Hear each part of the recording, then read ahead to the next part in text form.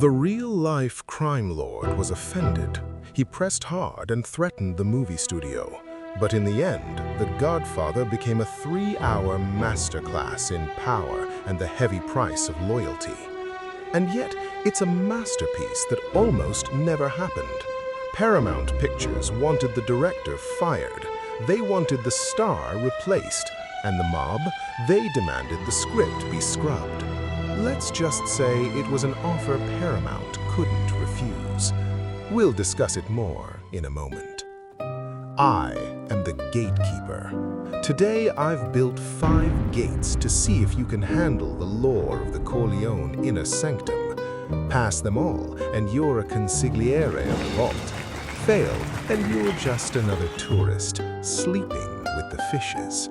And stay focused, because today's final gate involves a decision by the director that changed the standard of Hollywood forever. Let the audition begin. Gate 1, The Discarded Don. The studio didn't want Brando. After a string of lackluster performances, the studio considered Brando box office poison, unbankable. The studio wanted Laurence Olivier or Ernest Borgnine. Director Francis Ford Coppola had to trick the studio by scheduling a so-called audition and by telling Brando he just wanted to test some equipment. Brando showed up, stuffed his cheeks with cotton, and darkened his hair with shoe polish. He transformed into Vito Corleone right in front of the lens. But the most contested role was for the son, Michael. The studio pushed for golden boys like Robert Redford or Ryan O'Neal. However, another actor was making the rounds, one Coppola kept in his pocket for later. Tell me, which actor originally auditioned for the role of Michael Corleone, only to later play a major role in The Godfather Part 2?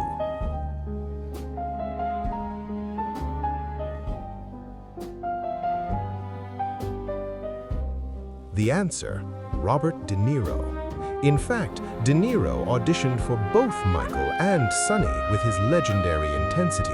But Coppola knew De Niro wasn't the right fit for Michael's cold internal transformation. De Niro returned for the sequel, of course, portraying the young Vito. Let's get to that banned word, shall we? Gate 2, the 7-letter silence. There is a word that defines this entire film, yet it is never uttered once in its 3-hour runtime. In 1971, this word was politically radioactive. Real-life boss Joe Colombo was media savvy. He spoke to the press and even appeared on late-night TV. Through the Italian-American Civil Rights League, he launched a campaign to halt production before a single camera rolled. To keep the cameras moving in New York, the producers struck a secret deal. They agreed to remove all mentions of this single 7-letter word from the script. What was the word?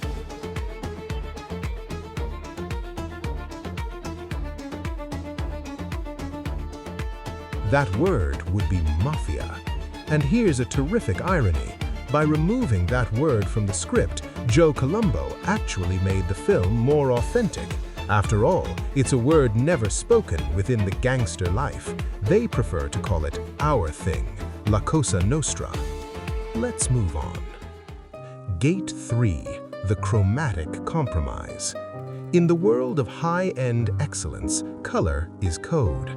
For instance, collectors obsess over the honeyburst on a '59 Gibson or the specific hue of a Tiffany dial. But in The Godfather, color presented a practical solution to a technical problem. The cinematographer, Gordon Willis, used such notoriously dark, underexposed lighting that the sets were often drowning in shadows. To fix this, production designer Dean Tavoularis had to find a natural way to introduce a bright spot of color into the frame to prevent the image from flattening out. What specific bright color did the production team use as a lighting hack to provide contrast against the film's dark, amber-toned cinematography?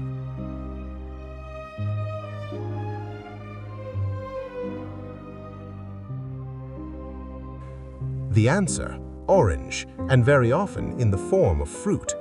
And of course, these bright spots of color continued in the sequel, and what started as a practical trick for the camera accidentally became one of the greatest legends in cinema history. Fans have spent decades claiming oranges were placed in the shot as a deliberate omen for death. Not so. In truth, tabularis placed them to help with the color balance against the many dark suits and shadows. Naturally, they lined up with the film's many violent moments. Now you know the masterful secret of the Gatekeeper. Those oranges were simply meant to balance the lighting. Gate 4, the chronology. To be a consigliere, you must know the timeline. The film is a period piece, painstakingly reconstructed. The cars, the clothes, and the music have to be perfect. You will recall the film opens with the wedding of Connie Corleone. But if you are really paying attention, tell me, in what specific year does the story of the first film begin?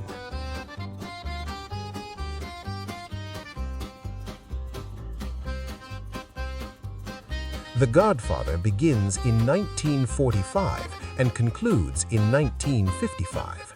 Remember that Michael Corleone is a decorated World War II hero seen in uniform at the start of the film.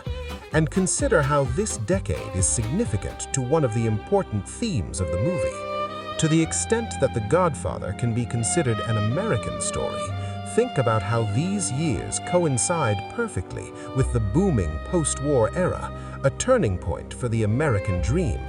Knowing your history here makes you more than just a tourist in the Corleone garden. Gate 5, the price of loyalty.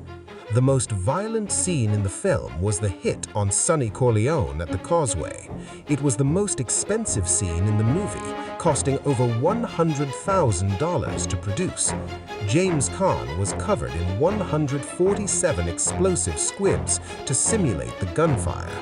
To make the scene look authentic, the car Sonny is driving was actually pre-drilled with holes and covered with wax to hide them until the explosions went off. But that car itself offers a telling detail. What was the specific make and model of the car Sonny was driving when he met his end?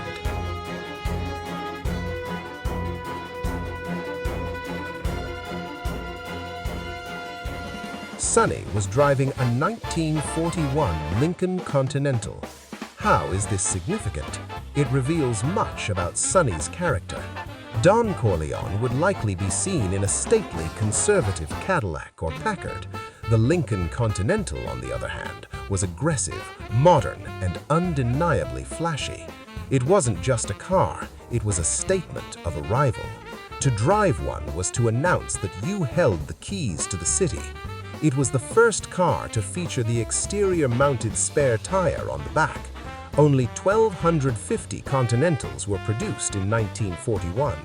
To buy one, you'd have to pay about $2,800 at a time when a standard Ford would cost only $800 or so. A master knows that the tool you choose defines the legacy you leave behind. You've survived the auditions, the censorship, the toll booth, but now you face the final gate. The moment where Francis Ford Coppola decided to break the standard of Hollywood editing forever. Until The Godfather, mainstream cinema typically followed a linear narrative, but for his finale, Coppola chose a path of sacrilege, opting to intercut the sacred and the profane to astounding effect.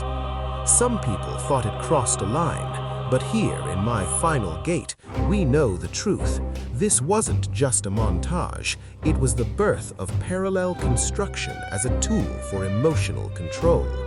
While we can't say Coppola invented this kind of film device, we can say he weaponized it. He used it to build dread and indict the hypocrisy of Michael's soul.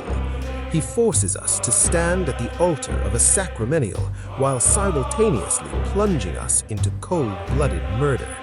It is a masterpiece of irony, where the purity of the ritual interrogates the evil of the act. Coppola proved that in cinema, the greatest violence isn't in the bullet, It's in the contrast. And now it's your turn to have a say. Some argue this montage illustrates Michael's reluctant transition, a tragic surrender to the family business. Others contend the elaborate architecture of this massacre proves his monstrous nature was premeditated from the very first frame. What is your verdict? Was he a tragic hero or a villain from the beginning? I'll be looking for your evidence in the comments. I'll be reading. I'll be watching. I might even deign to reply. I am the Gatekeeper. Subscribe, step up, and prove your fandom.